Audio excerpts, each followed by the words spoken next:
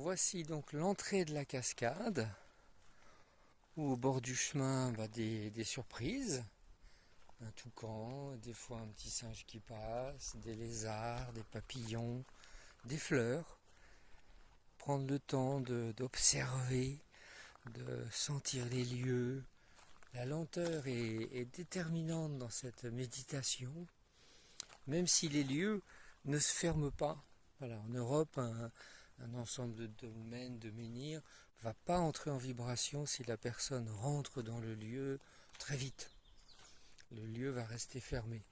Quand on respecte les seuils énergétiques, en Europe, le lieu s'ouvre et rayonne et fait un travail spirituel sur son visiteur. Ici, au niveau de la cascade, ce n'est pas le cas. Le lieu continue de rayonner, d'être actif avec les entités, avec les esprits de la nature, les ancêtres aussi. Et quand on respecte les seuils, il y en a au moins 4 ou 5, alors là, le lieu rayonne vraiment beaucoup et très très fort. Et hier, j'ai eu 2 expériences, j'allais dire intéressantes, voire formidables. La première, le matin, avec un groupe qui ne voulait pas se mélanger à d'autres personnes. J'ai trouvé ça étrange par rapport à un lieu d'accueil qui subit une crise et une mutation. Et je ne me suis pas senti d'y aller. Je me suis plus senti de prendre le balai et de nettoyer les feuilles. Voilà, d'apporter quelque chose au lieu plutôt que de prendre ou plutôt que d'accueillir. C'était très très fort émotionnellement, avec un petit rappel quand j'étais assistant dans les stages de tantra, où là aussi je prenais un épanouissement au niveau du cœur, je prenais du plaisir à justement être dans le service et pas dans le prendre.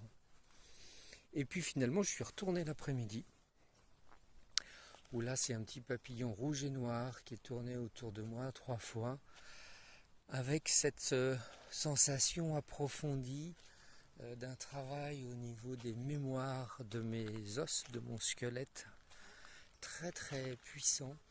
Et donc une expérience où là aussi, quasiment seul à la cascade, et quelque chose de profond, de lumineux, de sécurisant, et en même temps un travail énergétique, je dirais inestimable, inouï, surprenant, peut-être unique au monde, en tous les cas un lieu de merveille spirituelle.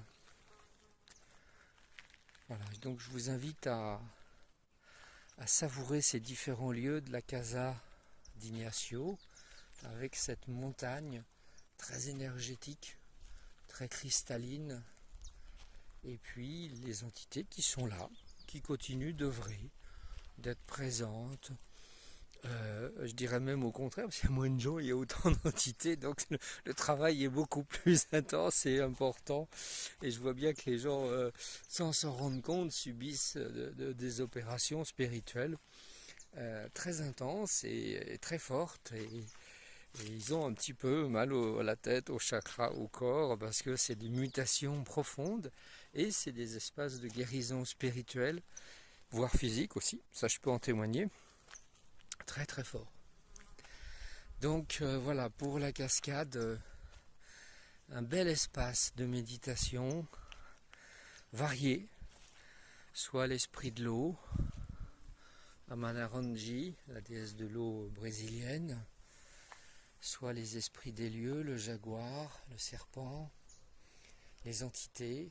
Voilà, tout ici est œuvre et consacré justement aux épanouissements spirituels, aux guérisons.